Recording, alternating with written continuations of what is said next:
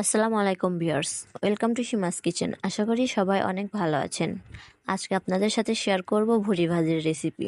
একদম হোটেলের মতো ক্রিস্পি ও মজাদার ভুড়ি ভাজি। চলুন রেসিপিটা শুরু করা যাক। প্রথমে ভুড়িগুলো ভালোভাবে গরম পানি দিয়ে ধুয়ে নিয়েছি। এখন একটা কড়াইয়ে তেল গরম দিয়ে তাতে 1.5 কাপ পরিমাণ পেঁয়াজ কুচি দিয়ে দেব। দিয়ে একটু নরম করে লাল লাল করে ভেজে নেব। এখন গরম মশলা দিয়ে দেব।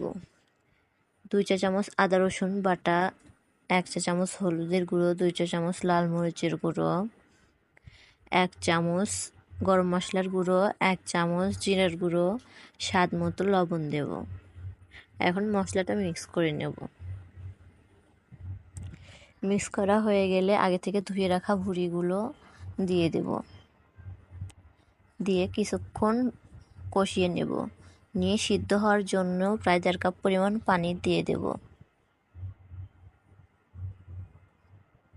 দিয়ে 20 থেকে 25 মিনিটের জন্য ঢেকে দেব। দেখুন সিদ্ধ হয়ে গিয়েছে, কত সুন্দর একটা কালার এসেছে।